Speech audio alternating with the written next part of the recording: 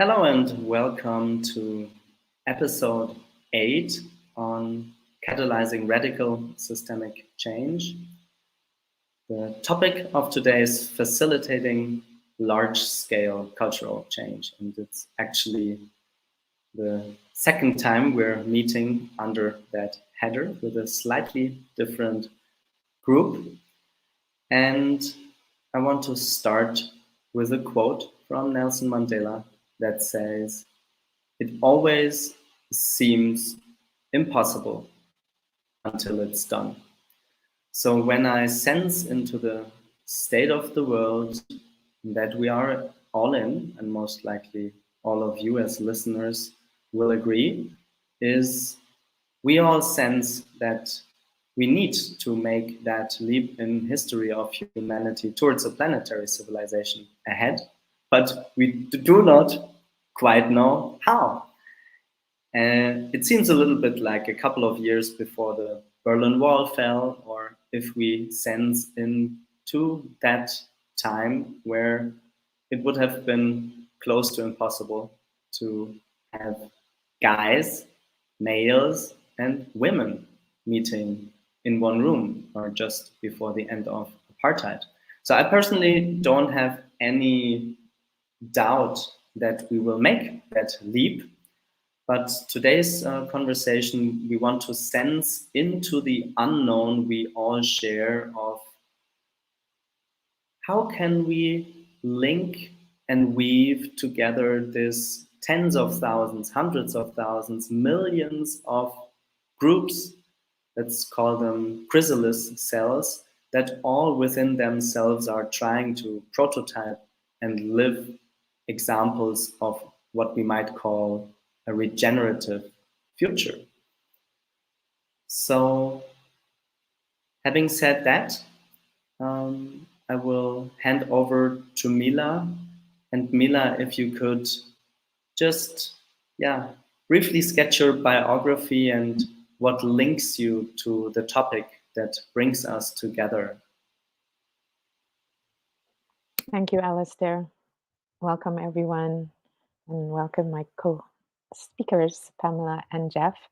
What brings me today is really over 30, 40 years of career working in global change, so managing global projects and programs of change for multinationals and reporting to the board. So, these are end-to-end enterprise level of projects and programs, over 200 often, to the tune of multi-million dollars or $500 million once for the London Transport for London. So I'm very in tune, very much since I was young with change, and my bias is impermanence. So I'm very comfortable in chaos. Actually thrive in chaos, which also has a bit of structure. And then coming in to understand and hit the ground running with all of these different changes. And I see myself like an air traffic controller that sees the different networks, the different nodes, how they're coming together. And my whole role is to make myself redundant very quickly because I truly believe in co-creating spaces for people to come to their own, to come to their own self-agency and co-create their own change, because that's the only way that large scale, small scale change can impact individually and collectively, because it's from the ownership of the people impacted and benefiting from that change. And that was a lot of mistakes in the making of understanding how to manage projects and programs, leadership, my own development. And within that, the context of large scale change, got into World Economic Forums, delivering World Economic Forums, delivering my own businesses and selling it and being an entrepreneur, and being in so many pioneering spaces, and lately being with a lot of indigenous peoples around the world as an emissary. So I've been really fortunate to really understand um, from a perspective of living system, not just from a leadership development or a change management concept, but really looking at multidisciplines from behavioral science to neuroscience to complex system to really understand what are we really about in terms of change and transformation. And it's really aligned to life. If it is not aligned to life and how nature principles work, then we are going against ourselves and possibly to our own extinction because we are not nourishing life and thriving to the organic life cycle of life. And so that's where I'm coming from. And I'm looking forward and excited to talk with Pamela and Jeff and you, Alistair. Over to you, Thanks. Pamela. Yeah, Pamela, please intro yourself. I'm super curious how you bind your biography together with the topic of today. Thank you so much, Mila. I haven't met you before, so I was just like listening so deeply to what you were bringing. So I was like, oh my God, I want to have several conversations with you, I can notice. Thank you for bringing everything that you are. I'm a radical facilitator and speaker on the evolutionary edge. I have a deep passion of showing up for the collaboration life wanted to establish with us from the very first beginning. I've been exploring individually in groups and in systems how we can step out of the way to really show up for that collaboration, to try to understand the practices that can support that. And I started my career in the school system, looking at the system we had and in what way it was not creating the conditions for the future that was coming. And in that way, not giving children and youth what they were possibly needed in the times we're in now. It started 25 years ago. And in that, I could also see from my background in science and university and knowledge of it's not always that the knowledge is enough. Because we can know a lot of things, but it also really much depends how we show up in the common situation. Like what kind of consciousness level are we showing up with in different situations? So my journey has very much been about how to create and facilitate spaces to foster the conditions for emergence, to look at what kind of brave spaces can we create where we can learn and explore and investigate together. And in that, be able to deeply, deeply listen to the evolutionary impulse that is alive in between us, both as us as individuals and as groups and in the system. So how much can we allow us to surrender into the movement of life that is already happening? I think I will stop there. So let's give Jeff the room.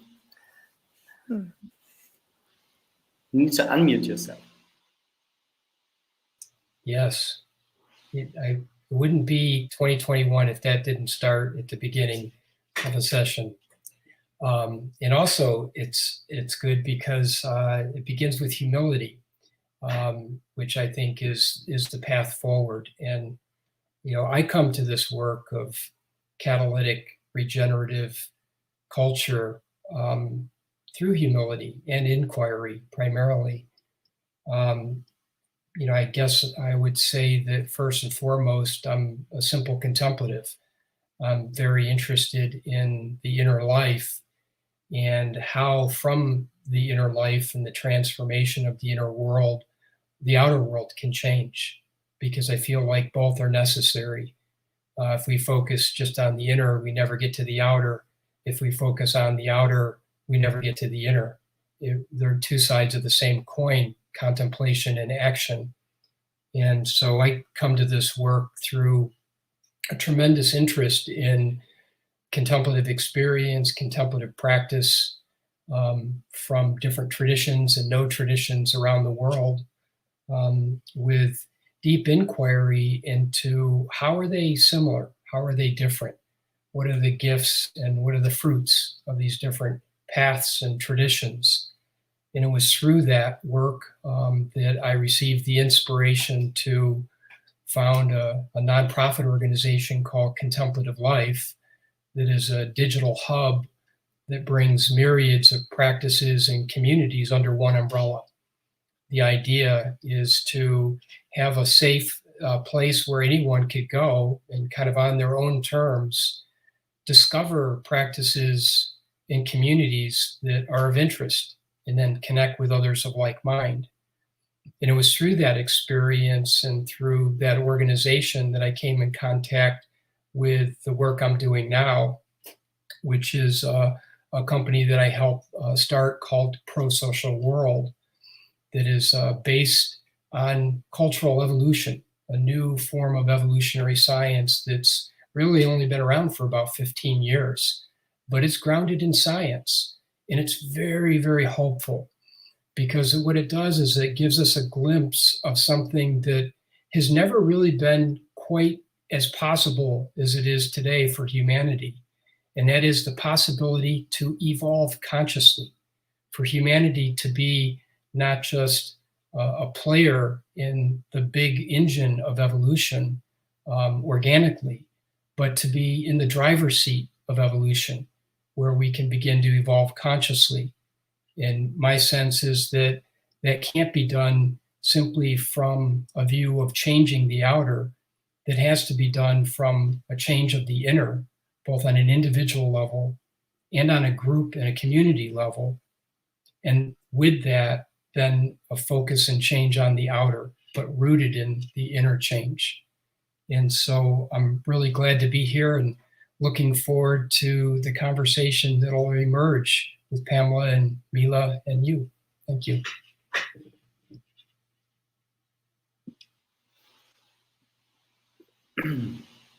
I would like to again hand over to you, Jeff, very, very consciously, but frame it. So I was hearing humility and also starting the conversation from the fact that much like before the abolition of slavery or women's rights or the fall of the Berlin Wall, we do not know how exactly that planetary civilization will unfold. But we're also not knowing nothing, right?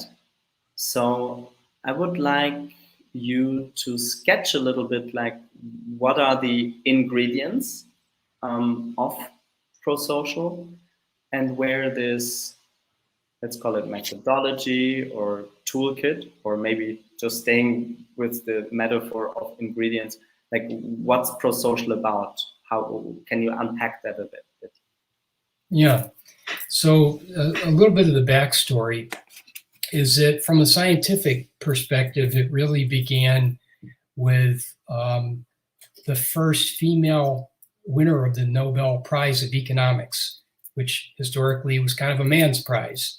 But Elinor Ostrom, with her beloved husband and his work, did field studies all over the world. And what they were interested in is they were political scientists, social scientists. They're interested in how groups and communities avoided something called the tragedy of the commons.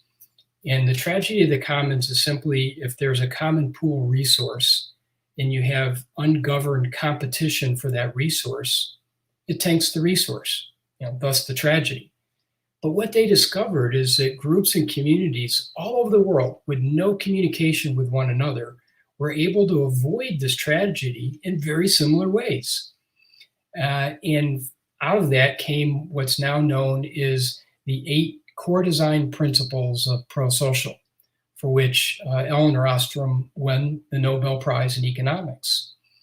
And what's beautiful about that is that this isn't something that somebody thought up in an ivory tower. It's something that was observed, that was coming out of the collective awareness of humanity. We know how to do this. That's how we got where we are. We know how to cooperate. In fact, we're highly social, highly cooperative creatures. We're communal. but we've forgotten how to cooperate. We've forgotten how to commune, which is both why the science that comes out of the collective awareness is so important, but it's also why the indigenous wisdom that is rooted in this awareness that goes back ages is also very important. I think fundamentally, part of what's happening in this transition period is this kind of collective humility where we're realizing, oh my word, we've lost our way. We've lost how we intelligently and intuitively give birth, thus the midwife movement. We've lost how we sacredly pass on from one world to another, those that we love, and how we die. We've forgotten how to grow and eat really good food, thus regenerative agriculture. So much of what's happening is return to the basics of what we already knew. Science can help with that, but so can the contemplative traditions in all their richness can help with it as well. And so what prosocial has is a means by which to take the science part, the core design principles that can be trained. They're transferable, which is really good news. And they're repeatable in terms of the results. And there's science with that, where those results in communities that are engaging, embodying the core design principles can learn to flourish together. And this is really important because what we're realizing more profoundly, perhaps now than ever before, is in this divided world, we need to cooperate. We desperately need to cooperate for reasons that really impact our very survival and the survival of many of the ecosystems of the earth. And so it's interesting that at this particular time where there's this monumental need, there's also this monumental solution that comes with that. And I don't think it's accidental. I think it's something whose time has come, and there's something that wants to be born in the world. And it's people like us and organizations and people like those that are listening here today that are part of it. So thank you for asking the question. If I did my desk research right, it's nevertheless that prosocial is not only built on the work of Elinor Ostrom, right? There's another important ingredient, Jeff, that I would like you to elaborate on before we continue. Yeah, thank you for that other piece. Well, here's the interesting thing about it. It's evolutionary. So it's like, in both the Sufi tradition and the Buddhist tradition, they have this, this kind of allegory that you can't step in the same stream twice because the stream's always changing. Well, prosocial isn't a fixed thing. It's evolving. And so it started, Elinor and Vincent Ostrom, the core design principles, then renowned biologist, evolutionary scientist David Sloan Wilson recognized Elinor's work before she won the Nobel Prize, and he realized, well, this is evolutionary. So they began collaborating together. So what he did is he brought evolutionary science to kind of social political science. And then a gentleman named Steve Hayes and then Paul Atkins, who are contextual behavioral scientists, look at this and they said, well, this is also scientific from a behavioral standpoint, because in order for change to happen, there needs to be psychological flexibility. So it changed again. And part of my interest, part of why I believe, why I'm participating in it is because it's also practice-based, contemplative, that there needs to be this kind of inner transformative work that adds to it as well, bringing kind of evolutionary science and evolutionary spirituality and merging these together. And then just one other final point is that it's not It's not a prescription. It's not like just a training. You do this and you get that. It's a framework. And the thing about a framework is that you have to put it on as a group in order to really understand what it is. So the way I describe it is that, prosocial world through the training and the research gives you sticks, but the groups have to rub them together to make fire. And only they can do that. But when they do, then they own it. The center of gravity of their experience and how they're applying these core design principles are theirs. And that's really important because they own it. It's not coming from the outside. It's coming from them. And then they can use that, that embodiment, that shared collective experience as a group that has learned how to cooperate and to flourish as a group, to then do that with other groups as well. So there's a scalability aspect of it, which is really important because it's not something that's just singular. It's something that is catalytic and something that can scale on any level globally. So I guess that's the rest of the story. Thanks, Jeff. I'm wondering what Pamela and Mila are thinking.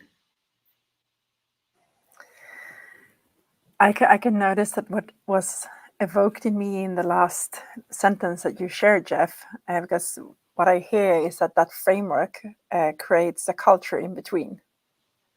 And that culture creates both an inner culture in the individual and a culture between the participants in the group. And that creates an approach that no matter where you go, that approach, you bring the culture. So that is catalytic in itself. And I don't know if that's just what's evokes in me, and that's what has been a part of the work I've been doing in the world as well, of creating a culture in between people that becomes like an internalized approach. It is so sustainable for change just keep on happening. And also it creates this possibility of going to the edges because we share a common culture, we share a common approach. So there is a possibility for us as a group to go to the edges of what wants to die and what wants to be birthed, because there is like a culture who can hold the shifts that wants to happen or flourish or being explored. So that's just what came alive for me when I was listening to you. Thank you. Mila, from your rich background, how do you perceive prosocial? Where do you see it tying in? What it ties in is the heartbeat of any relationship. It's relational. And what tends to happen in change, whether it's corporate or grassroots, people tend to focus on the technology, the governance, the process, but not enough focus on the relationship, the spaces in between. And the spaces in between, to Pamela and Jeff's point, is about caring beyond oneself, caring for, we are social beings. And we are actually designed, and this is scientifically proven recently from neuroscience, and we're designed to want to have empathy, to want the best for each other. Yet, as Jeff said, we've forgotten that because of the systemic cultural heritage that's been passed down from generation to generation, that we need to compete. And yet what really glues us together is the culture of caring. And you still see this in developing countries, in certain rural communities, in certain, even in corporations that are really looking at purpose and looking at how can one is brought together as a group with their individual diversity, their individual uniqueness. And Jeff mentioned this, and this is part of how social look at, but not only what it adds is also the shadows we are humans, we are imperfect. And so it makes the system, the culture, visible unto itself. These are the areas where that culture may be impacted, if not given attention and given the feedback loop to respond to rather than be reactive to. So that is what prosocial to me. And I've seen this on the ground, and it is really, I've seen it in regenerative practices, in eco villages. The number one thing when collaboration starts, it's really the connection.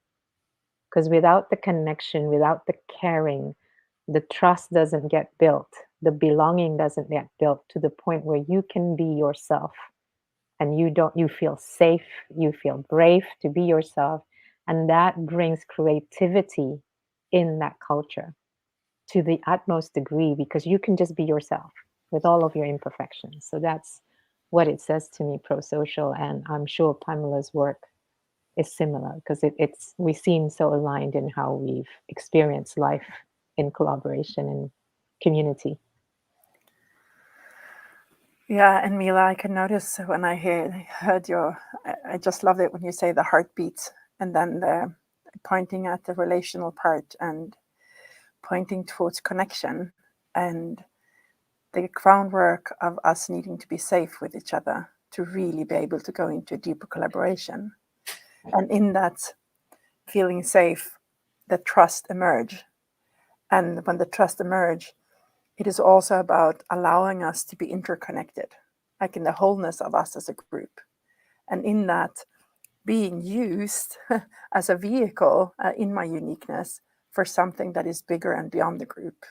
And for me, that is like I wouldn't say like the heartbeat of coherence. I would say that's the pulse of unbroken lineage of life, like the evolutionary impulse itself, that is connected to the process, evolutionary process that fuels the whole universe.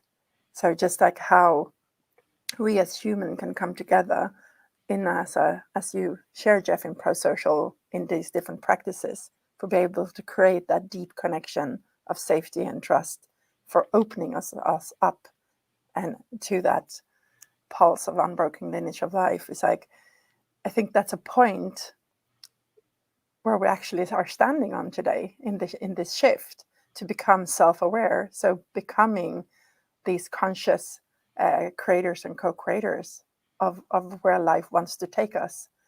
So there's one perspective that I hold, that maybe we don't have to know how it's going to happen. Maybe we have to embrace the fact that we truly don't know and surrendering into doing these different kind of works that is possible for connecting us even deeper into the impulse of life and allowing it to happen through us. Yeah, that's what comes for now. I'm both curious on the viewers, but yeah, what separate dialogues is going on, both internally and maybe between people if they're listening together. And yeah, and I'm curious of any other impulses in the room right now. Now, the impulse that I have, although I'm a pretty nerdy person, I haven't prepared that. So although I'm a pretty nerdy person, I can't hold things that I need to learn by heart, you say in English. So it's funny that we're talking about the heart and learning things by heart. When I stumbled over prosocial like roundabout like half a year ago, and I did not have that with so many other cultural change techniques out there. It just felt like very natural, kind of like organic, you know. So I read an article, you know, because I was studying about Elinor Ostrom back in university, and I had this more like, aha, it feels more like a vessel, more of something materializing, and witnessing wisdom, but much like Jeff said, not like making it up. like building artificially like a toolkit, but more like discovering something that was already always there. And I have the feeling, when we truly think again about this initial question, you know, when I zoom out in my daily morning meditations to like planetary and then cosmic consciousness, and I look at the planet from, you know, a tiny dot, you know, in a vast ocean of galaxies, and a lot of people trying to make a difference with their own organization. What we need is that mycelium, like in between all of these agents of change, all of these chrysalis cells, that I believe then, once it's not only connected, and once it has not only sensed agency, but has literally, I would compare it to the metaphor of a software. It has a sense of agency, but it has also a scaffolding and an architecture to execute collective agency. And my gut feeling is that all three of you very consciously invited today to sense into that, and not knowing exactly how it will emerge, is crucial. So maybe adding onto the layer of prosocial, as you, Jeff, have been elaborating on it, I'm curious where, because I know you were just coming out of a meeting, you know, that Mila held with many indigenous elders for the solstice we had yesterday. I'm curious how you perceive of your networks that you're holding with indigenous elders from like so many different traditions, how that provides an additional layer or adds onto what Jeff said about prosocial, Mila. Just curious to listen in. Well, I think I'm going to build back on what Jeff said. It's not something, and Pamela mentioned it. We are inherently connected. We're inherently interconnected. We just lost our way. And what prosocial allows us to do from indigenous is coming back home to our wholeness. There's no need to fix, save, heal each other. It's how do we co-create spaces that we allow each other to come back to our truth, to our authenticity, to our wholeness, that we give ourselves agency and take back our power. And that's what indigenous peoples talk about. And it's about coming back to your heart. And they say call heart, but it's really the whole being, the spirit. The spirit is wind and breath. It doesn't get created. It's not born. It's not, deleted. It just transforms. And that's where prosocial talks about evolution. And indigenous peoples always talk about beyond their lifetime. And they know their very survival is dependent on every family relation. And when they talk about family relation, it's all life forms, not just human beings. My very survival depends on each one of you and all life forms, the oxygen, the microbiomes in the soil, the soil health, all of that is very important. They're my relations, they're my family. That's how indigenous. So this prosocial is wider. And I think we all innately have this gift. Somehow we got disconnected over many centuries from illusion of control and an illusion of separation and scarcity mindset. And that's where then all of this competition, capitalism, all of this coming up. But really inherently, just look at when there's a disaster. Everybody comes to help each other. There's no, what am I going to get from this? What's in it for me? It's in that moment, everybody comes to life. They are serving life. And that's what indigenous folks are. It's about how do we serve life and how do we align to life? To Pamela's point, how do we align so that we all thrive, that we all flourish in the organic life cycle that is life, not the growth, the GDP thing. It's birth and death, because the death gives birth to renewal, to new evolution, new complexity that we all need to strive for.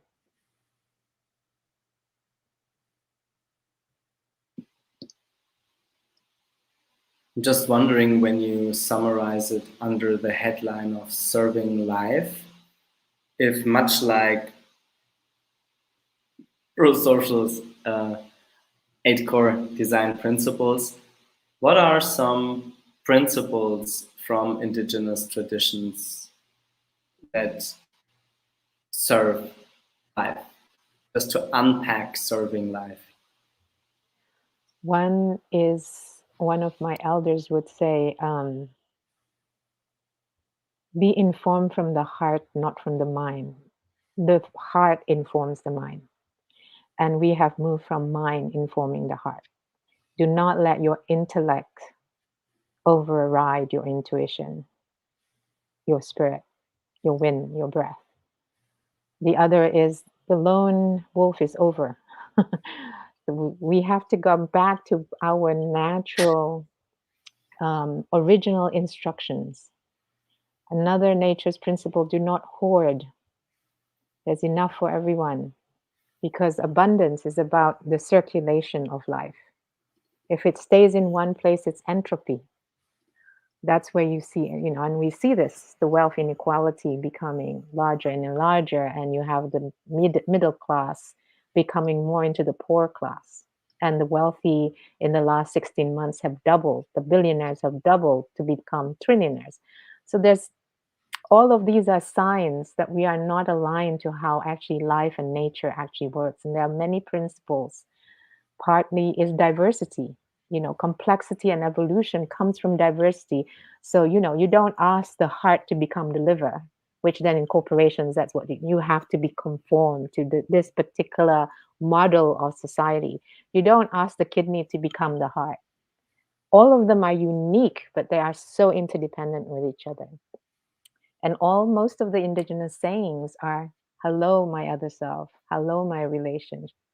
I see you because I see the divinity in myself, in you. I see your ancestry because your ancestry is so intertwined with my ancestry.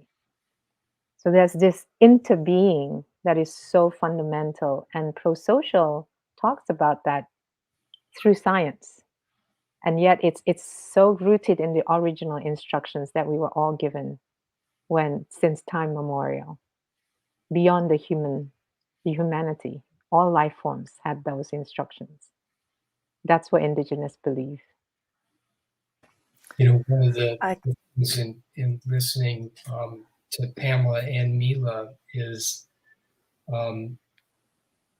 the perspective that they're coming from is so fundamental: heart, relationship, trust, intimacy, interaction.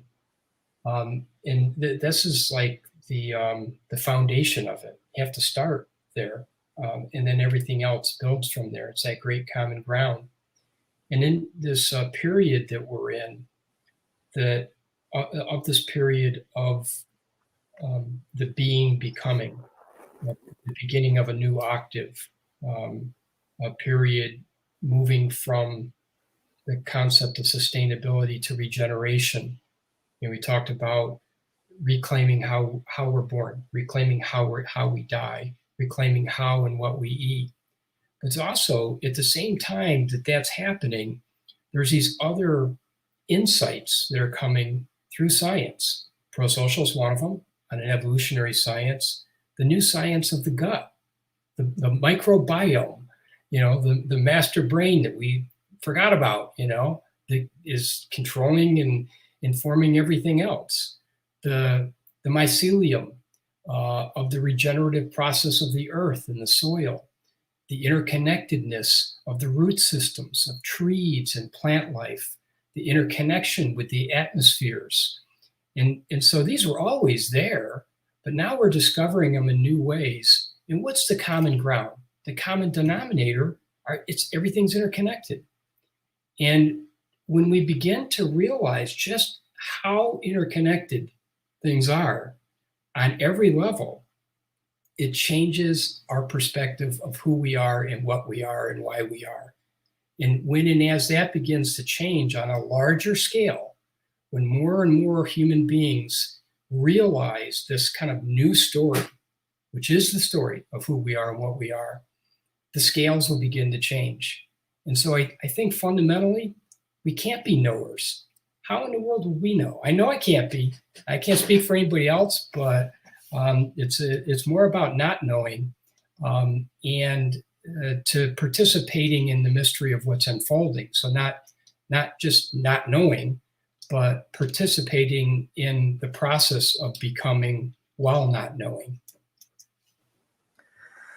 Yeah, and also another possible perspective to add on that, Jeff, is bringing into surrender to something that is bigger than us, that is more than some of the group of us. Like no matter if we include all species, like I'm pointing at, like that evolutionary, that force that fuels the evolutionary process. Then I for now word it as eros. Like, what if that principle has a North Star that is more complexity, more prosperity, more grace, more beauty, more life, if I would maybe use a more simpler word. And to truly show up as agents for that in an urgent time. But really, it requires a lot of humbleness to really allow us to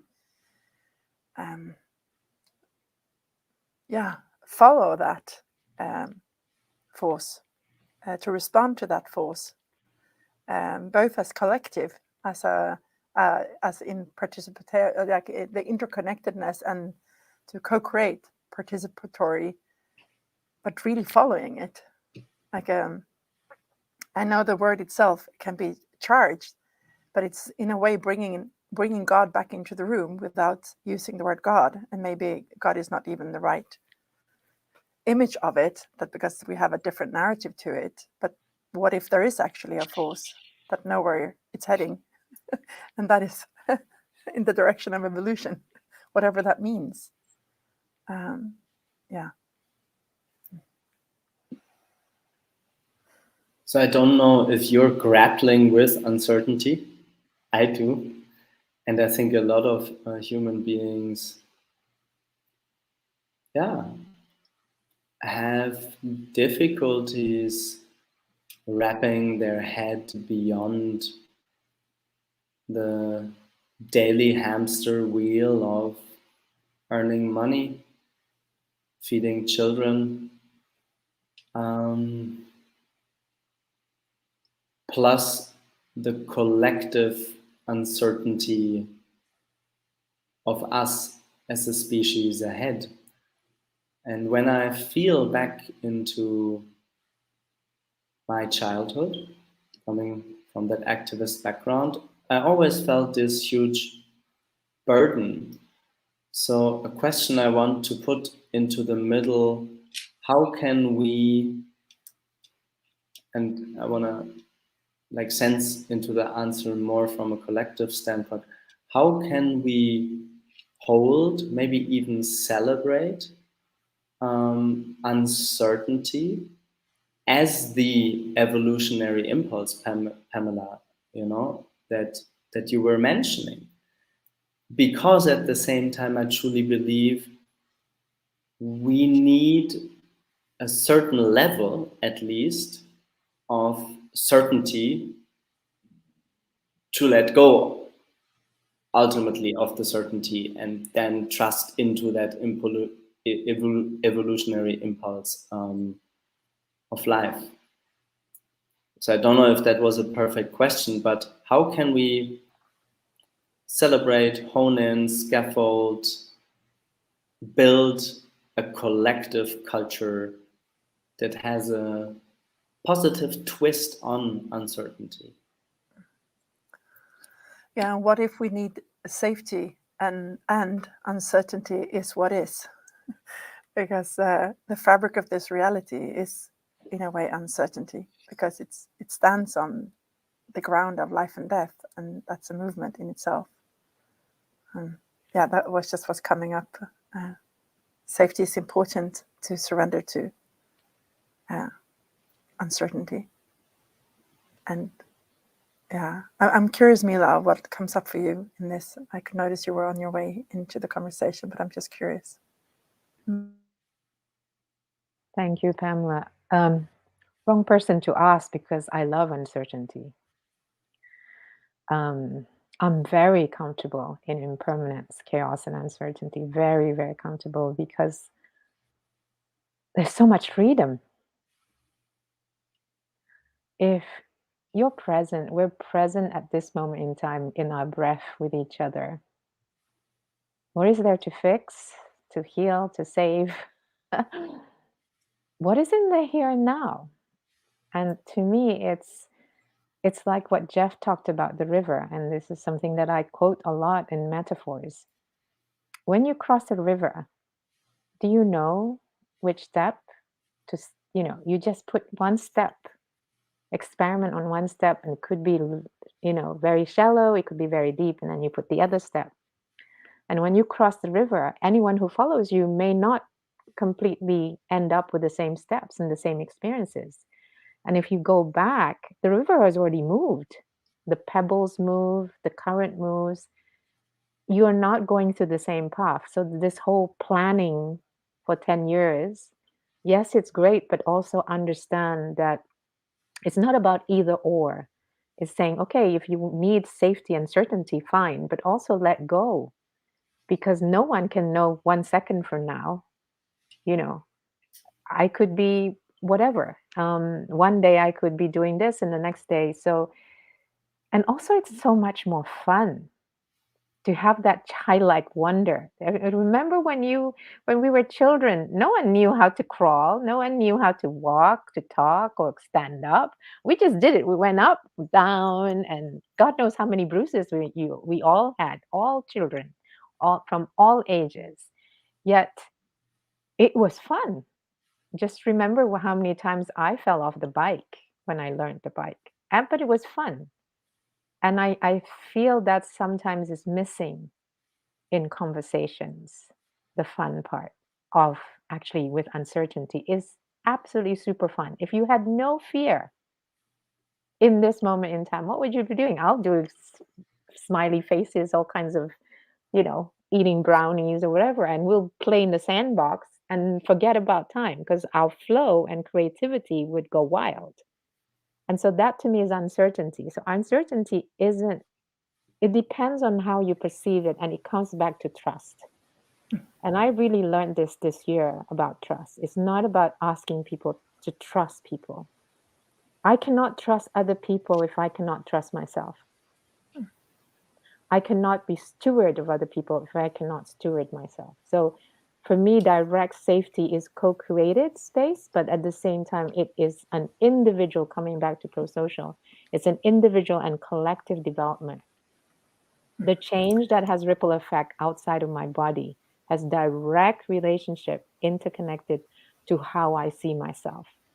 And I saw myself wanting trust from others because once I dig deep, because I didn't trust myself. Because in my head, I'm not good enough. I'm an imposter. I need to be this somebody person. And of course, I want trust from people to trust them, because I wasn't trusting myself to be me. So for me, uncertainty is all of that combined. It's a complex, and I don't think there's an either or answer. It's a complex multitude perspective, depending which lens you're coming from. Yeah, and thank you. And I would also like to build upon, as I see, because we have been disconnected from nature, we also lost our deep trust and just inner knowing how resilient we are as a species. Like my son is a regenerative farmer, and he or sometimes we have conversation because he's close to nature every day. And he's like, yeah, but nature is chaos and uncertainty, and it's order and complexity. And we are nature.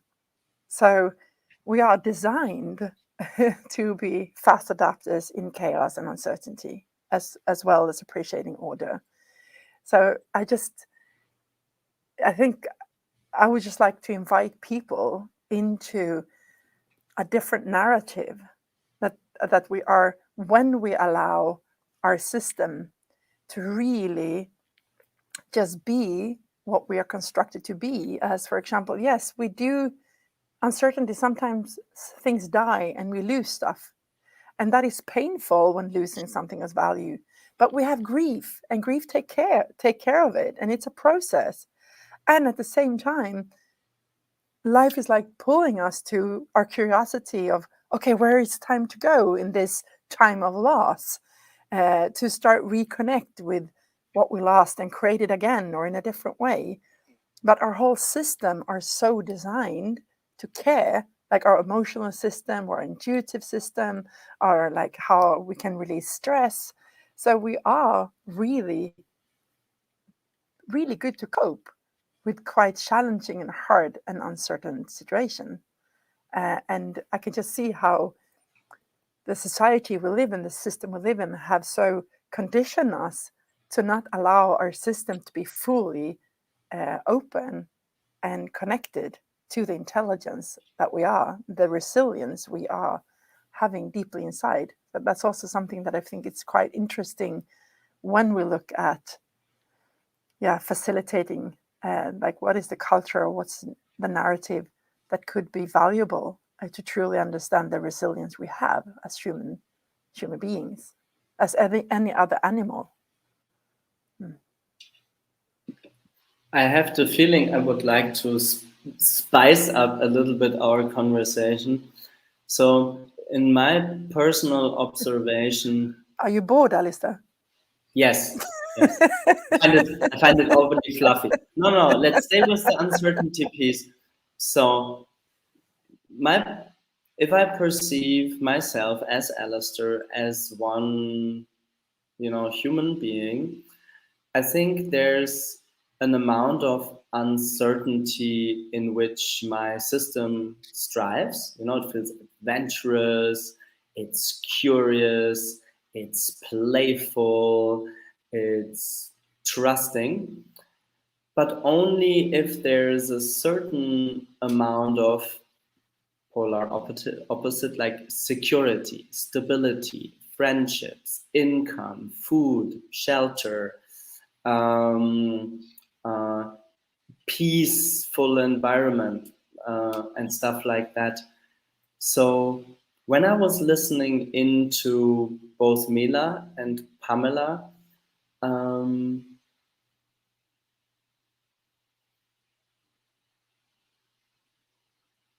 my understanding would be that for us to successfully navigate the uncharted territories as a global civilization ahead, we need to provide a lot more of the security that most likely all four of us know, meaning food, shelter, peace, not being afraid of just being randomly shot on the street because there's like civil war. So anyhow, I have the feeling that from an evolutionary perspective as an individual, but also when we think about like facilitating large-scale cultural change, we're living in a very privileged reality bubble on this planet. And I'd reckon that maybe a good chunk of Earthlings alive today, let's randomly pick 1 billion, maybe 2 billion, live, or 3 billion, I don't know, live so disenfranchised, mainly because the underlying architecture of the system keeps exploiting them very cleverly, right? So no handcuffs needed anymore, right? So anyhow, this was not a question, but but I felt like, you know, it's the end of the year. It's my last conversation of the first 8 on catalyzing radical systemic change. So I wanted to spice up a little bit the dish we're cooking here together. That's what you call spicing it up? You want it more spicy? I'm in Mexico right now. I throw some chipotle at you. One of the things as I was listening, I was reminded of something that one of my teachers said to me. He said that the spiritual journey is one of becoming increasingly accepting of not knowing. And that's something I've been chewing on for a long time. Along with something that another teacher said is that the spiritual journey is a series of humiliations, which I found to be true as well. And they might be related, actually. But, there's a saying that the more we know, the more we realize, the less we know. So, for instance, one of the things that science tells us is that we don't know much about our own human body, and yet it works. And thank God we're not the knower when it comes to digestion and heartbeat and breathing and blinking. Thank God. Because if we were, I don't know about you, but I've been gone a long time ago. So something just seems to work. And you have to kind of trust it. And so it's not about knowing from that standpoint. It's about incarnation. It's about embodiment. It's about participation. And this is where the conscious piece comes in, because that's kind of happening, just automatically. But the part that we bring to that, this is the important part about conscious evolution, is because when the scales fall from our eyes individually and collectively, and we begin to see the imbalances, those that are given much is required. If you see it, if you see it and you feel it, you realize that thou art that, this is me, that we are interconnected. And so we're compelled to do something about it. This is the essence of consciousness. That consciousness is compassionate. It's not selfish. The selfish gene is a facade. It's really cooperation that is at the essence of it. And one of the things that's fascinating about the new evolutionary science is that, one, the completing of the Darwinian evolution is not competition. That hands down in the scientific record over and over again, it is cooperation that is the driver of evolution, not competition. Not that competition doesn't have its place, but it's not the main driver. The other thing, though, and this is incredibly hopeful, is that most people, when they think about evolution, biological, genetic evolution, it takes too long. And we're looking at the clock saying, slack's almost out here. We don't have time to wait for that. But the thing is that evolution always also happens in bursts, where much can happen in a very short period of time. And we're in one of those periods in which this is not only possible, but it's necessary. And so another science that is coming along right at this particular time is the quantum sciences, which gives us a totally different view of physics and of the real world from a physical standpoint. And it's telling us something about what can happen, and what can happen very, very quickly when human intention is catalyzed and focused together. It amplifies. And when it amplifies, things can happen in an instant that wouldn't be thought possible otherwise. So spicing it up, that, to me, that's how you spice it up. Conscious evolution.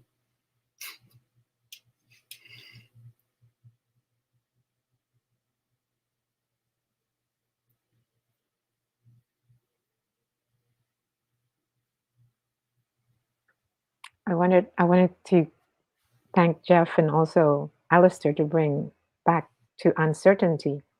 It reminds me of Lao Tzu, the Tao, as quote saying, not knowing is true knowledge. presuming to know is a disease, first realize that you are sick in order for you to move towards health. So in a lot of old Asian traditions and indigenous tradition, not actually being uncertain is wisdom. Being okay with not knowing is wisdom. And one of the things we talk about the privilege world, if you go into developing countries, uncertainty is common every single day. You walk out the door, you may die. You have to walk 100 miles to get water. So it depends on which narrative and which lens are you talking about certainty from. And who created that narrative? Which worldview did the narrative come to say certainty? You must have a house, you must have a car, you must have education. That was a narrative that was passed on from many generations, that was constructed by humans. We can co-create a different narrative that actually serves us better in the here and now, because some of these old narratives no longer serve us. It's part of the evolution. It's part of consciously co-creating that serves life, ourselves and everything around us, because we're dependent on everything around us. And so it needs to have that level of complexity and uncertainty, because in nature, you talked about nature, Alistair, and life in indigenous, is we know that is constantly in balance, constantly in homeostasis. Your body is, but then in order for it to evolve, to go to embrace a degree of complexity like the organs, you get an imbalance, and the disturbance can be in incremental, or it can be the burst that Jeff talks about, and that is already proven from a complex science perspective, theory, and quantum theory. So it's uncertainty is also, you talked about entanglement. I mean, the whole quantum theory entanglement is basically the butterfly effect. The butterfly over here can create a tsunami on the other side of the world. And so that whole healing and intention, those are all uncertain. No one knows. But fundamentally in the indigenous world, it's called dreaming, is bending reality through conscious intention, conscious dreaming together. And it needs mass to come together. That's why all the indigenous folks are coming down to talk to the younger brother and remind them of this in original instructions that we all had. We all have those gifts. So, uncertainty to me is actually a gift of humility. Thank you, Mila. I can notice that there comes an impulse, and I'm just going to honor it, even if it feels a bit maybe goofy. I can notice when you speak into the indigenous wisdom, I can notice I get deeply, deeply touched in my heart for recognizing the truth and recognizing the best way of wording it, right? Like the longing in the collective to reintegrate that part of our deep knowing and wisdom as a humanity. So yeah, there is just, I want to take a moment to just honor something that got lost, and yeah, and something, as you said before early in the conversation,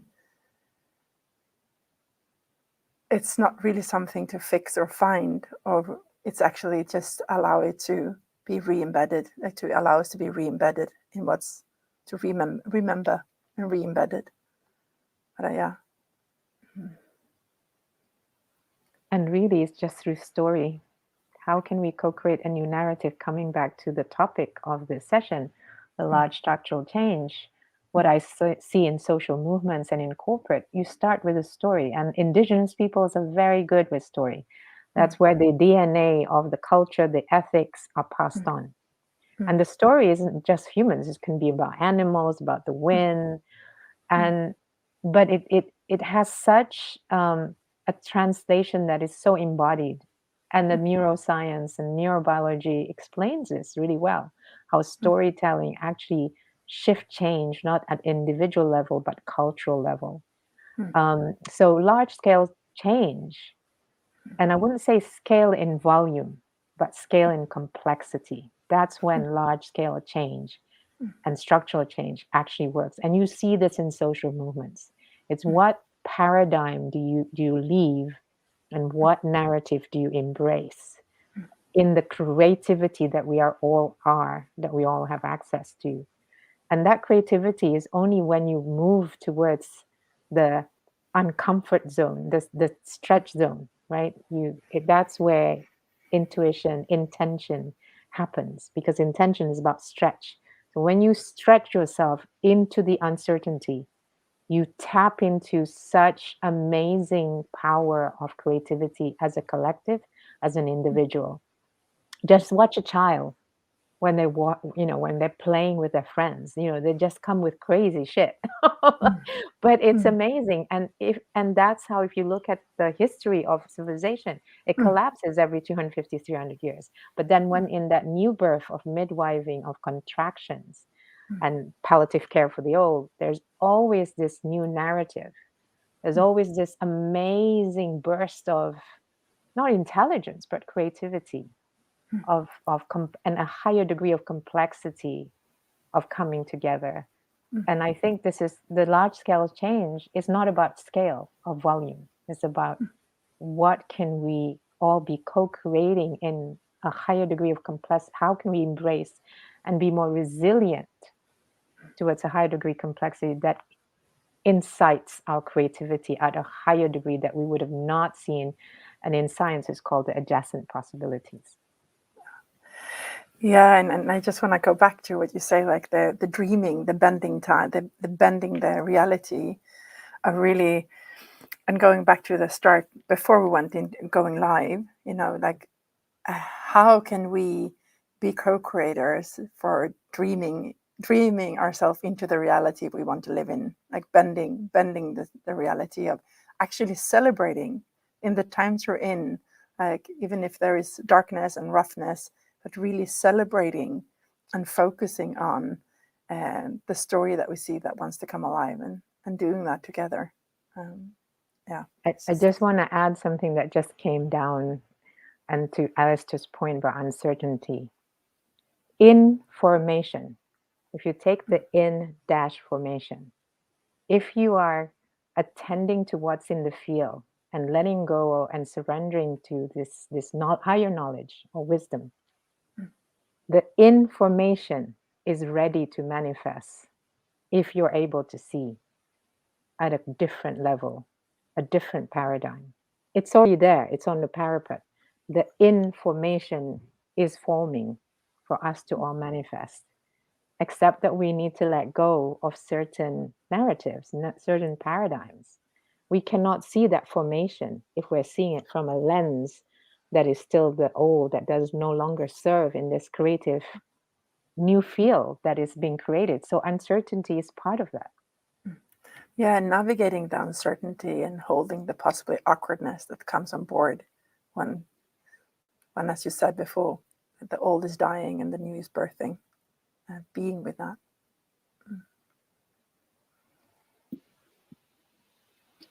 I would like to bring another concept that I'm personally grappling with, I would say, since a couple of decades. Besides uncertainty, there's a lot of fuzz around abundance. I personally believe in my 3D body on planet Earth. I would like to unpack abundance, us together, because I truly think there is physical scarcity in some elements that make up human life. Let's take rare minerals, right? The problem with crude oil, right? And all the conflicts arising, will get way worse by electric mobility, right? And I only came to just have a glimpse on the second order effects of, all the many conflicts that most likely will arise because suddenly we think, we Westerners that have this crazy lifestyle, that switching our cars for a Tesla will make the world a better place. But from a spiritual perspective, it's so important that we embrace abundance. So when I sketch in my heart and in my brain, a planetary civilization ahead. Everybody has food and shelter. Nobody needs to work more than, I don't know, a day or two a week. You know, there's universal basic income. Obviously, there's eternal peace. Simple, right? So, but I have the feeling we need to unpack the childish version of abundance,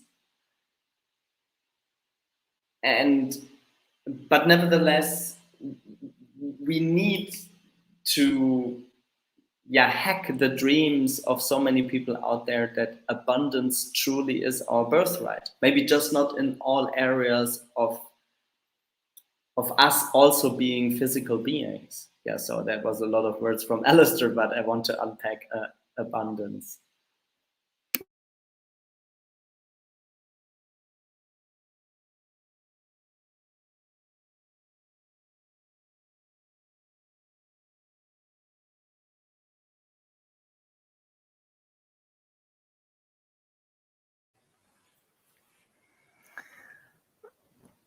This question comes for me in the space in between. It's like, unpack abundance. Then maybe we need to ask some questions around what is the true needs?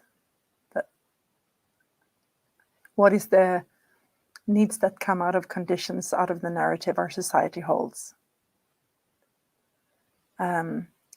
If we go back to Earth, like the ecosystem of this planet Earth, is it in its DNA, abundance itself, like to provide for life when the ecosystem is thriving? I don't say I have the answers. It's just I'm just talking out of what comes. So, like, and in what way can we as an individual and a group show up for co-creating abundance?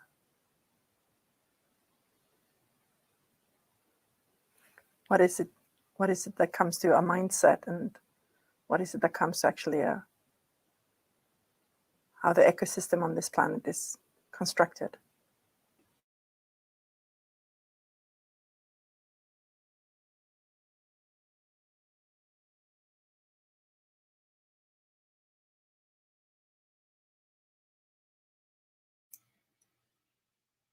One of the things that comes to my mind is, well, first, Pamela, thank you for asking the question, because I think that first it comes from inquiry. And it's also personal on one level. You know, what does abundance mean to me? But there's also a degree in which with so many of these things that we're both individually and collectively subject to the swing of the pendulum.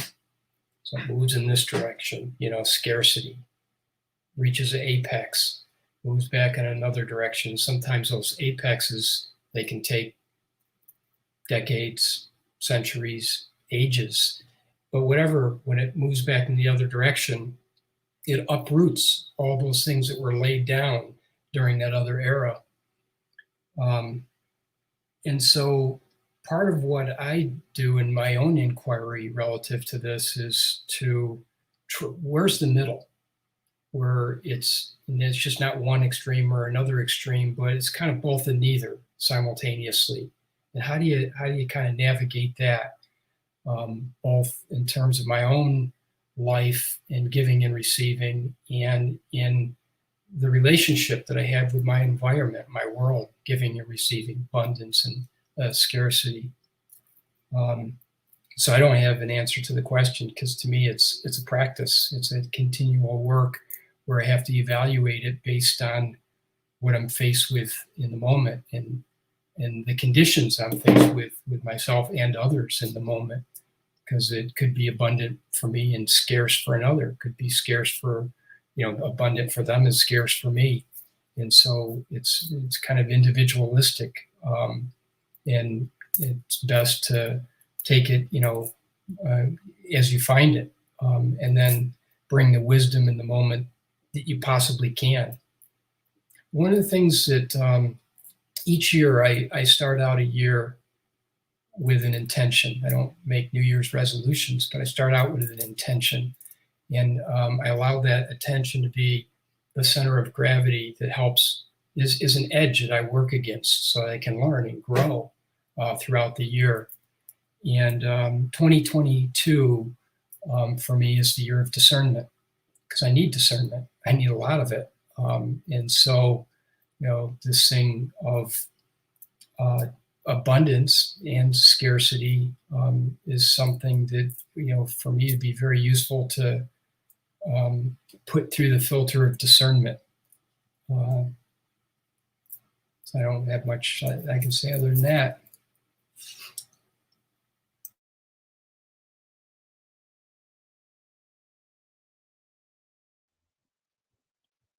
I'll add quickly.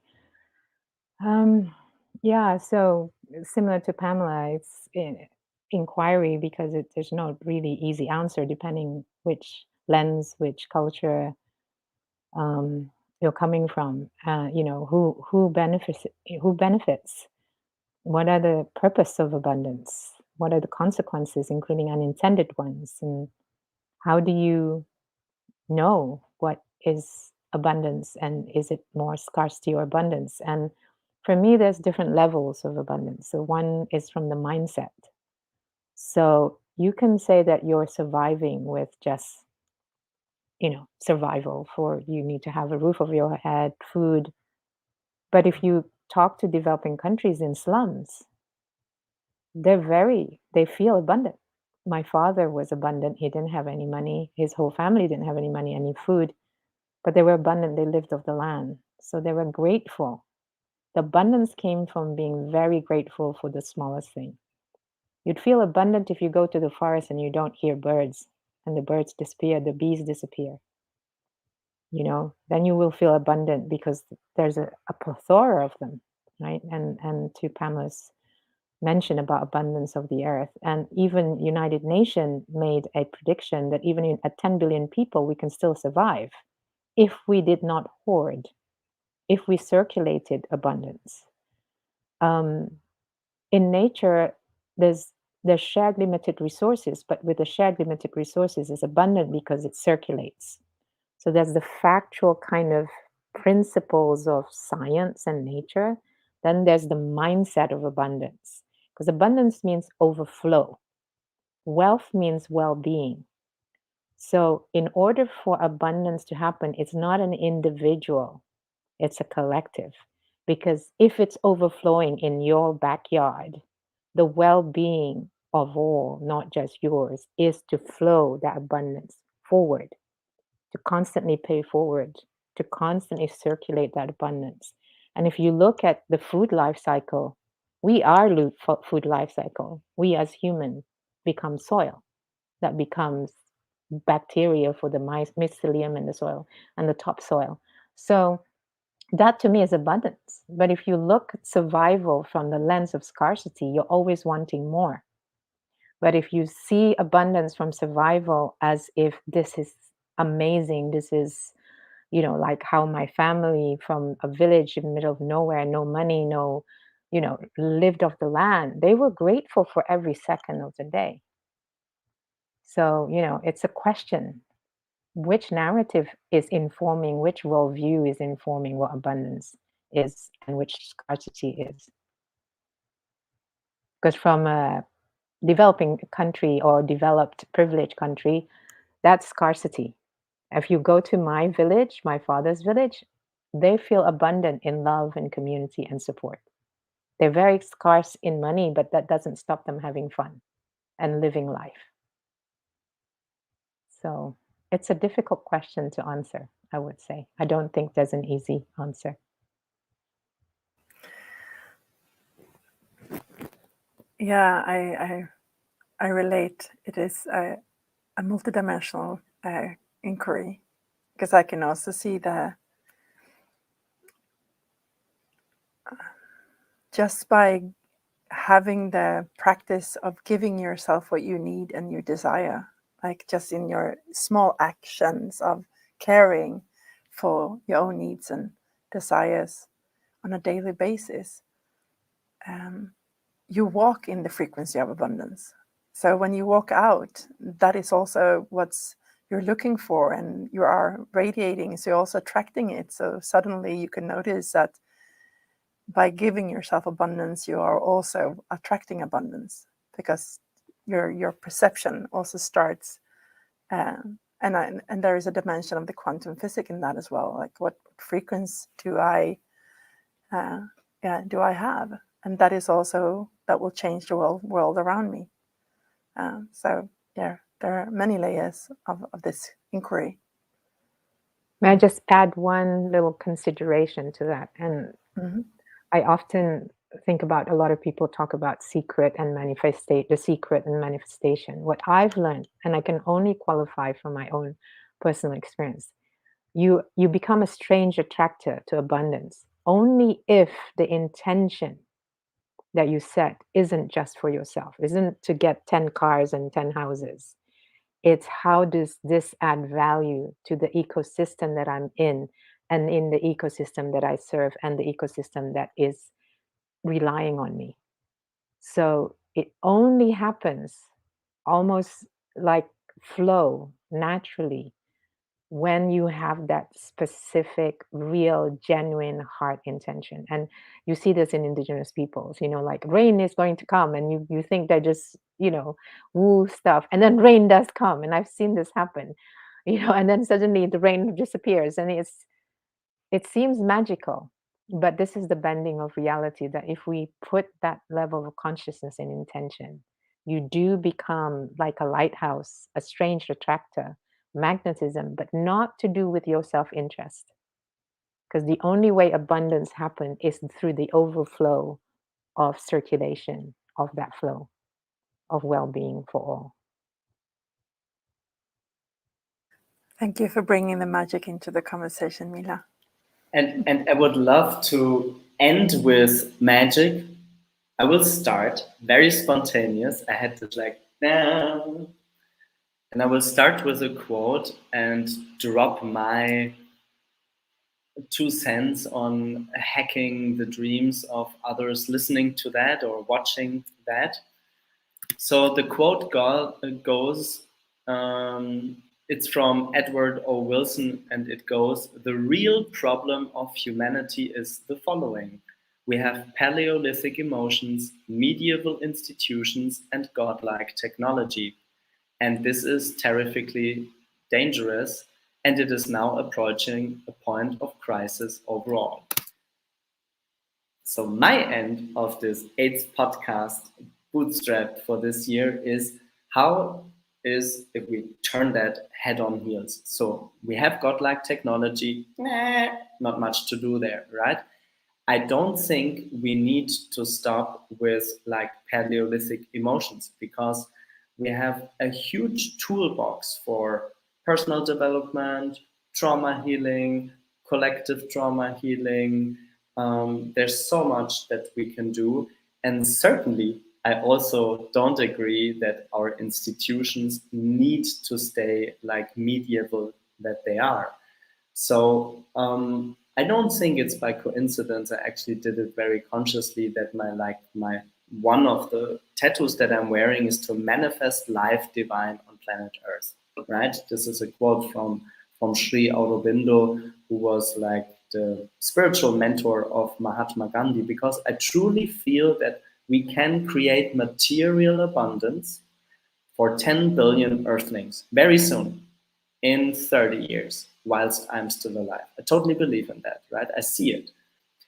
Just not the type of abundance that we created in terms of mainstream consumer capitalism, constantly buying stuff and then throwing it away and creating toxic waste. But like abundance in the sense that we don't need to work that much, that we have shelter and amazing food and can dance around like type campfire, even if it's like a LED campfire or a digital, whatever campfire. And on the institutional part, I truly believe that we are living in institutions that already made it, you know, through some evolutionary cycles. So certainly I believe that representative parliamentary democracy type Europe is like way more evolved than like type Great Britain, like bi-party, bi-chamber system, you know, bi-party system, and in the US. So that was a lot of words, but you know, if any listener feels appealed to that, I truly believe we can create that planetary civilization. And with that, I want to hand it over to the middle to leave also, you know, every one of you three beautiful souls that was sharing that space with me together, maybe just with a spark of hope and inspiration.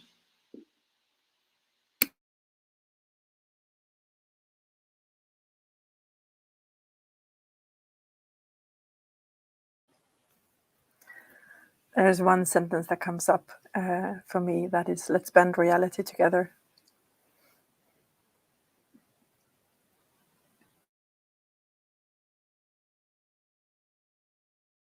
By listening to the Life of Webb. What comes to me are two things.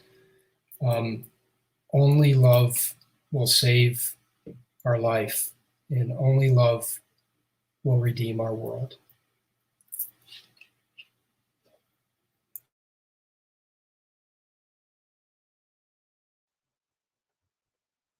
I'm simply being present to all that is. That's abundant for me. Thank you. Thanks, everyone. Thanks for this beautiful episode.